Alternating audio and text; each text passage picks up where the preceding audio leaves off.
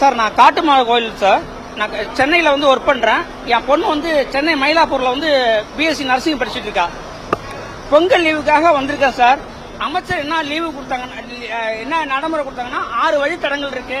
இந்தந்த ஏரியாவுக்கு இந்தந்த பஸ் போகும், இந்த போகும். கிளாம்பாக்கத்துல இருந்தோம் இந்த தாட்டுமலை சிதம்பரத்துலாம் போகணும்னு முடிவு பண்ணிட்டாங்க. கோயம்பேடு இப்போ வந்து கேட்கறதுக்கு என்ன பண்றாங்கன்னா, அதிகாரிகள் யாருமே சரியான பதில் சொல்ல மாட்டேன்றாங்க. 6-7 இடத்துல அதிகாரி உட்காந்துருக்காங்க. கேட்கறதுக்கு யாரும் ஒழுங்கா பதில் சொல்ல மாட்டேன். எங்களுக்கு தெரியாதுங்க, புதுசா வந்திருக்குங்க அப்படின்றாங்க. நாங்க யாரை சார் போய் கேட்கறது? அந்த கேட்கறதுக்கு எனக்கு காட்டுமலை கொடுங்க சார்.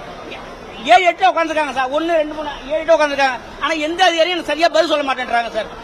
காட்டுமலை போடும் சார். அதுக்கு எனக்கு வழி சொல்றதுக்கு நீங்க வழி வகுக்கணும் சார். அவ்வளவுதான் சார். நீங்க என் பேர் நாராஜ் சார். இன்னொன்னு சார், அமைச்சர் வந்து சொன்னதுனாலதான் இங்க வந்தோம். இல்லன்னா நாங்க கோயம்பேடு போயிருந்தோம். கோயம்பேடு போயிட்டு மாறி மாறி பஸ் ஏறி மாறி மாறி போயிருப்போம். இல்ல கிளாம்பாக்கத்துல இருந்தா நீங்க உங்களுக்குலாம் பஸ் போவோம் உங்க ஊருக்குலாம் அப்படின்னு அமைச்சர் சொன்னதுனாலதான் கிளாம்பாக்கம் வந்தோம். இல்ல கிளாம்பாக்கம் வந்துருக்க மாட்டோம். கோயம்பேடு மாதிரி வசதி இருக்கு, ஆனா கோயம்பேடு மாதிரி வசதி இங்க இல்ல.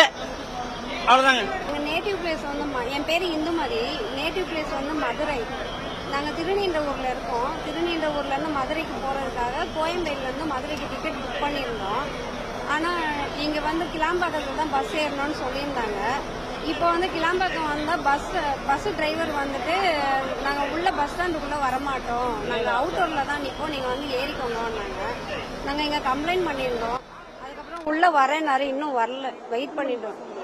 எங்களுக்கு 6 மணிக்கு அங்க கோயம்பேடுல, இங்க வந்து 7 மணிக்கு வந்துருவோம். நாங்க 7 ஆயிடுச்சு, இன்னும் வரல பஸ்.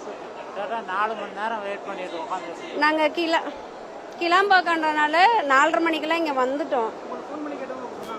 ஆமா சொன்னாங்க, நீங்க அவுட்டோர்ல ஏறிக்கோங்க, வெயிட் பண்ணுங்க, நாங்க வந்துடுறோம் அப்படின்னாங்க. நாங்க இங்க கம்ப்ளைண்ட் பண்ணதுக்கு அப்புறம் உள்ள வரேன்னாங்க, இன்னும் வரல. இங்கே பாரிஸ்லேருந்து வரேன் சரிங்களா. ஒரு ஃபெசிலிட்டியுமே கிடையாது. பஸ்ஸுனா எலக்ட்ரிக் ட்ரெயின் ஏறி தான் வந்திருக்கு. அங்கேருந்து கிராஸ் பண்ணுறது கூட ஒரு பிரிட்ஜு கிடையாது, ஒன்றும் கிடையாது. ரோடே ரொம்ப இதாக தான் இருக்குது. டிராஃபிக் கடும் டிராஃபிக்காக இருக்குது. கிராஸ் பண்ண கூட முடியல, அந்த அளவுக்கு ஃபெசிலிட்டி கிடையாது. அங்கேருந்து இங்கே வண்டியும் கிடையாது. அங்கே வண்டலூரில் இறங்கி இங்கே வரதுக்கு ஒரு ஃபெசிலிட்டியும் கிடையாது. இங்கே வந்தால் எதுவுமே எங்கே போகுது யாருக்கு போகுது ஒன்றுமே சொல்ல மாட்டேங்காங்க.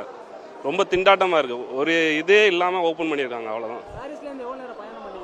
பாரிஸ்லேருந்து இங்கே வரதுக்கு 1 hour ஆகிருக்கு எலக்ட்ரிக் ட்ரெயினில். வண்டலூரில் வந்து இறங்கியிருக்கு. வண்டலூர்லேருந்து ரோடு கிராஸ் பண்ண முடியல, அவ்வளோ டிராஃபிக். அங்கேருந்து கிராஸ் பண்ணுறதுக்கு நான் பேச்சுலர் வந்துட்டேன். ஃபேமிலியில் வருவாங்க, ஏஜ்டெலாம் வரதுக்குலாம் ரொம்ப கஷ்டம். அதாவது ப்ராப்பராக ஒரு இதே இல்லை சரிங்களா. எல்லாமே கேட்டுங்க. இல்லை, இங்கே யாரை கேட்டாலும் தெரியலங்கிறாங்களே. எங்கேன்னு தெரியல, நீங்கள் அங்கே கேளுங்க இங்கே கேளுங்கன்னு சுற்றிக்கிட்டே தான் இருக்கிறோம்.